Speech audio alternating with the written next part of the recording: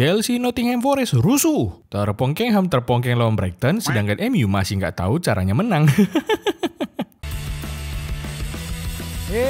Biawa out kali ya kan.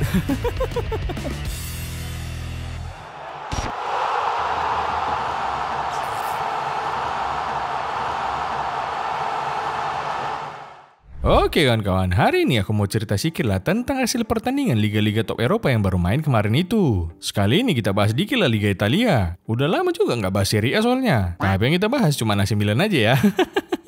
Ada AC Milan yang terpongkeng lagi setelah kalah 2-1 lawan Fiorentina. Gol pertandingan ini tercipta menit ke-35 melalui aksi dari Yacine Adli. Shootingan kerasnya ke pojok bisa menjebol gawang Mike Maignan. Tapi si Adli ini nggak selebrasi karena dia statusnya pinjaman dari AC Milan. Bang, kenapa kok nggak selebrasi bang? Karena respect sama Milan apa cemana? Bukan nol, nggak perlu selebrasi. Cukup golku yang berbicara sudah membuat AC Milan merana.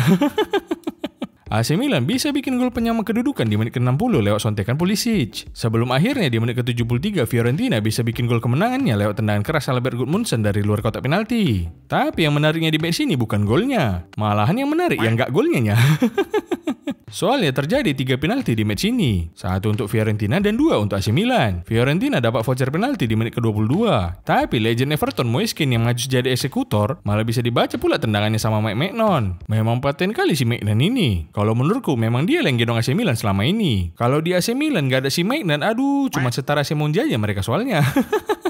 Habis itu gantian, menit ke-45 AC Milan yang dapat voucher penalti. Tapi Theo Hernandez yang jadi penendang malah kena tepis pula tendangannya sama De Gea. Bahkan menit ke-56 AC Milan dapat voucher penalti lagi. Sekarang gantian Tammy Abraham yang jadi penendangnya. Dan itu pun gak gol juga. Ngamuk lah si Fonseca ya kan. Katanya harusnya si polisinya eksekutor penalti mereka. Tapi entah kenapa pemain Milan di lapangan mengganti-ganti penendangnya. Biawa mau si polisi kayak atau mau gantian satu tim penendangnya, aku rasa gak bakalan ngaruh. Bisa ditepis lagi itu tendangan sama si De Gea. Tapi tumben kok bang jago nepis penalti. Dulu di MU sampai 11 penendang Villarreal di Liga Malam Jumat pun gak tertepismu. Padahal udah pakai conteknya juga kau. Malahan penaltimu yang berselema. Memang biawak kali kau ya Nol. Yang jelek-jelek aja terus yang kau ingat dari aku. Yang bagus-bagus dari aku gak kau ingat. Adalah satu hal yang bagus dari kau yang kau ingat bang. Apa itu Nol? Keluar dari MU lah. Bagus buat kesehatan mental dirimu soalnya. Emang paten kali David De Gea di match ini. Bisa 2 kali dia nepis penalti dari pemain yang berbeda. Harusnya masih layak lah dia jadi kiper utama MU ya kan? Bukan macam kiper MU yang sekarang. Sok-sokan mau build up tapi malah satu tim yang ngedown semua. Sebetulnya emang masih layak De Gea ini jadi kiper utama MU Nol. Tapi ya itulah emang MU-nya aja yang gak layak buat De Gea.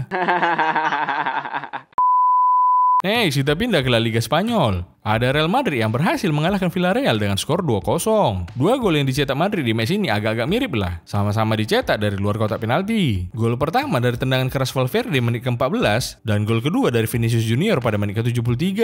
Tapi kemenangan atas Villarreal ini harus dibayar mahal sama Real Madrid. Pas menit akhir di babak kedua, bek kanan andalan mereka Dani Carvajal kena cedera ACL pula karena kakinya benturan sama pemain Villarreal pas nendang bola. Nampak sakit kali itu pas ku tengok kejadiannya ya kan. Sampai bengkok kaki dia pas habis nendang soalnya. Yaudah aku doain cepat sembuh aja lah buat Bang Carvajal ya kan. Soalnya Real Madrid masih butuh bantuanmu. Saking butuhnya Madrid sama Carvajal, udah cedera pun dia langsung ditawari perpanjangan kontrak setahun sama manajemen Madrid. Untunglah si Carvajal ini pemain Madrid ya kan. Coba kalau tadi dia jadi pemain Barcelona, kontrak memang langsung diputus, tapi berobat tetap ditanggung kok. Cuma berobatnya ke dukun patah, bukan ke rumah sakit. Ada Barcelona yang menang mudah 3-0 lawan Deportivo Alaves. Semua gol Barcelona di match ini dicetak di babak pertama. 3 gol Barcelona diborong sama hat-trick Robert Lewandowski pada menit ke-7, 22, dan 32. Dengan hasil ini Barcelona masih stay di pucuk dengan 24 poin. Respect lah buat Hansi Flick. Walaupun pemainnya banyak yang kena krisis cedera dan kelaparan, dia masih bisa bawa Barcelona tampil konsisten dan jadi peringkat 1. Bukan macam MU kondisi badannya sehat semua tapi malah otaknya yang sakit semua.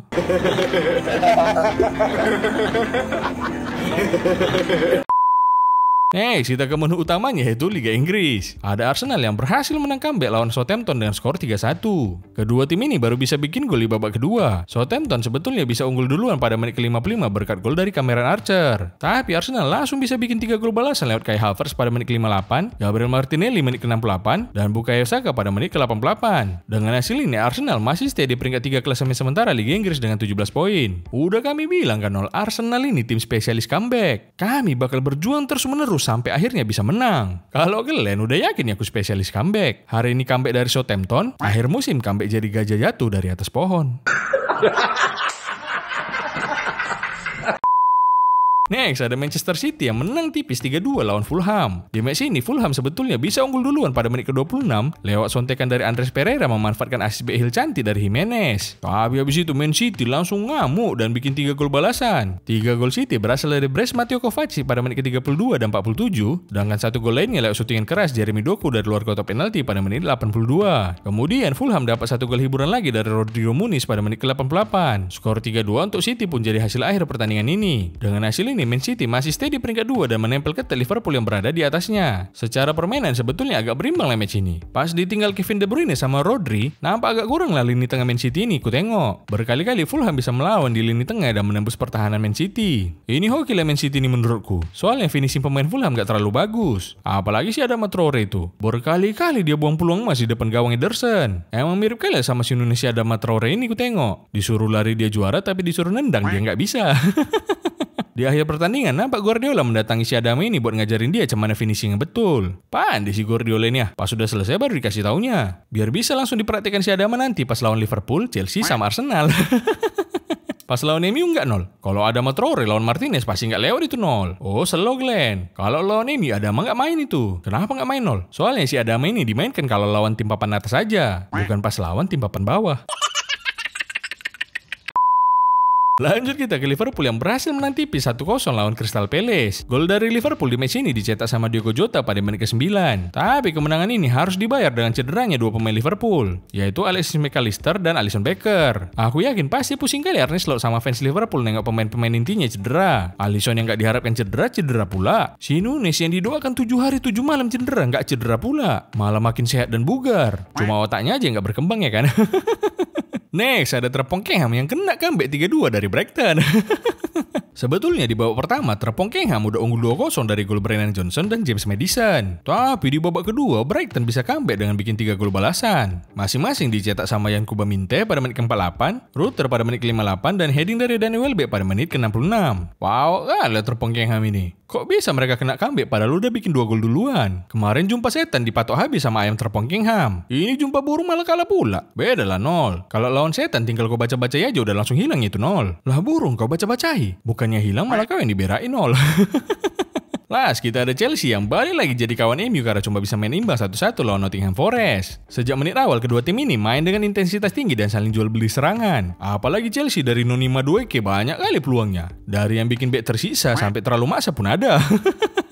Tapi sampai babak pertama habis, kedua tim ini belum ada yang bisa bikin gol. Barulah di babak kedua, tepatnya menit ke-49, Nottingham Forest akhirnya bisa bikin gol duluan. Berawal dari skema free kick, heading dari Nikola Milenkovic bisa disambar sama Chris Wood jadi gol. Tapi habis itu Chelsea langsung bangkit dan bisa bikin gol balasan pada menit 56. Lewat aksi dari Noni Madueke, syuting yang kerasnya ke pojok bisa menjebol gawang Nottingham Forest. Udah 1000 kali dia mencoba, baru inilah masuk syutingan anak ini. Tapi yang lucunya habis itu Nottingham Forest harus main pakai 10 pemain. James Ward-Prowse bikin blunder dan kemudian angkat bolanya biar gak direbut sama Nicholas Jackson.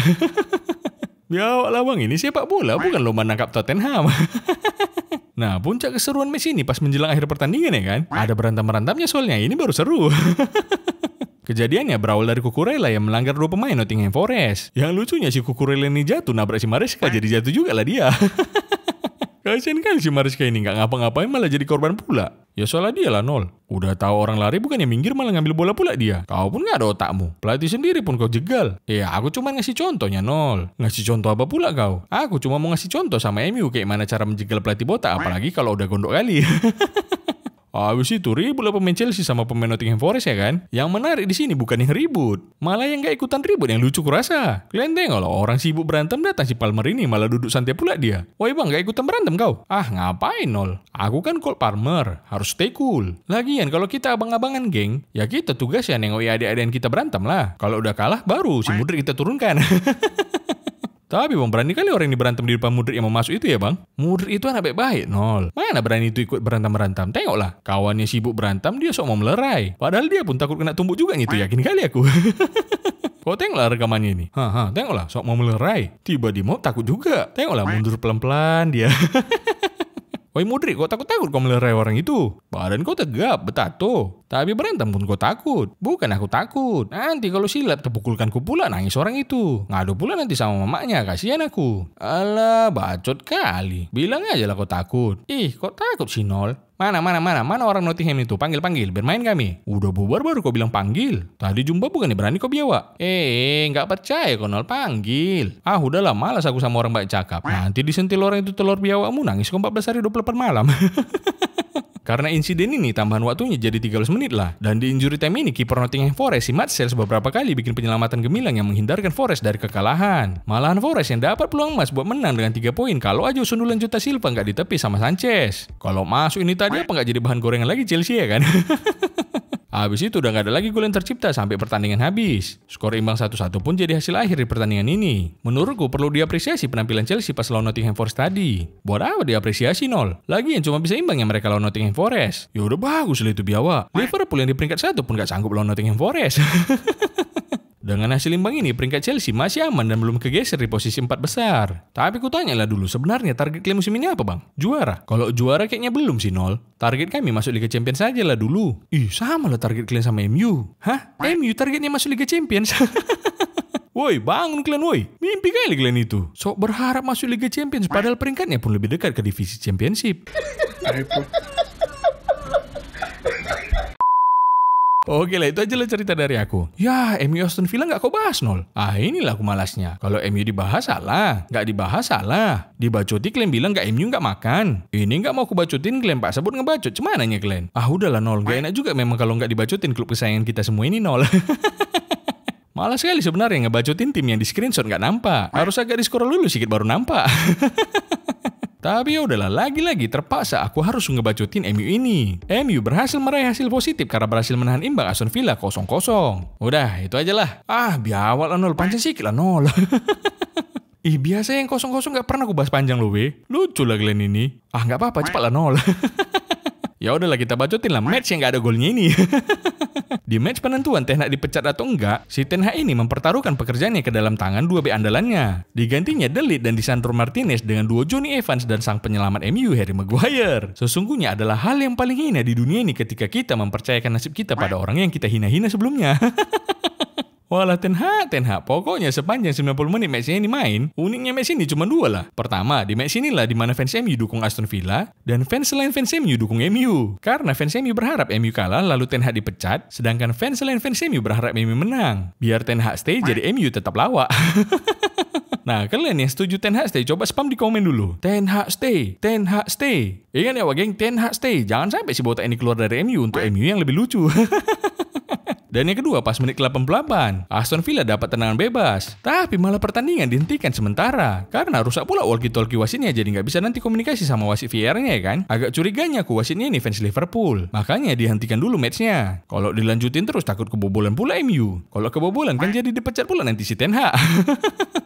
Habis itu laga kembali dilanjutkan. Tapi tetap aja kedua tim ini masih belum ada yang bisa bikin gol sampai pertandingan habis. Skor imbang 0-0 pun jadi hasil akhir pertandingan ini. Dengan hasil imbang ini Aston Villa masih stay di peringkat kelima, sedangkan MU malah cosplay Lingard di peringkat 14. Memang sayang kali lah MU ini sama Lingard ya kan. Biasanya pemain legend itu nomor punggungnya dipensiunkan sama klubnya. Tapi beda sama MU ini. Saking melegendakan Lingard di MU, sampai rela mereka ada di peringkat 14 buat mengenang jasa-jasanya. By the way, kemarin Lingard nyetak gol loh, geng. Cuma ya itu dia bikin gol tapi timnya tetap kalah. Itu sedikit intermezzo yang membiaukan aja, geng. Lanjut lah kita ya. Dengan hasil imbang ini masih imbang juga lah manajemen MU buat mencat si Ten Hag ini. Kalau mencat dia gampangnya. Yang kasihan staf pelatih MU ininya nanti. Kalau si Ten Hag dipecat malah jadi pengangguran lah mereka. Lah kalau si Ten Hag dipecat emang gak pengangguran Nol? Enggak, udah ada kerjaannya langsung. Hah? Masa? Iya loh, kerja di mana dia Nol? Dia kerja di Aston Villa. Gantiin Unai Emery melatih Aston Villa. Enggak, udah gila Glenn. Terus jadi apa lagi di Aston Villa? Jadi ball boy, tengok lah ini. Ya walah mirip kali ya. Berarti ini tadi si Ten Hag sebentar ngelatih, sebentar ngambil bola. Sebentar ngelatih, sebentar ngambil bola lah ceritanya ya kan Nol? Enggak, kayaknya dia sebentar ngambil bola, sebentar duduk, bukan ngelatih. Gak pandai ngelatih dia soalnya. Lagian kalau si Ten Hag ini dipecat, siapa yang gantiin dia coba? Nggak ada juga ya pelatih yang cocok buat gantiin dia. Sementara kan bisa si Nistelrooy Nol. Di PSV kan jago juga dia melatih kemarin. Lagian kan sempat mereka nggak cocokan di bench tadi kami tengok Nol. Oh iya ya, aku juga nengok itu. Tahu kalian sebenarnya apa yang diributkan orang ini? Mana lah kami tahu Nol. Aku tahu. Aku di belakang orang itu kemarin soalnya. Kayak gini lah kira-kira perdebatan orang itu. Jangan sampai ku tampari kau. Iya, tapi buktinya aku berhasil kan? Dengan pemain sampah dan gak guna kayak gini. Kau pun sampahnya. Aku sampah? Iya. Bullshit. Datang tukang putus sampah kayak kau pun gak dipilih. Oke lah, itu aja lah cerita dari aku. Udah masuk jeda internasional ini Wak geng. Berarti besok bakalan ada timnas kita main ya kan? Semoga aja lah timnas kita menang. Jeda internasional gini yang paling senang fans MU gak sih? Gak lihat klubnya berselema untuk minggu ini soalnya. Dadah Wak geng.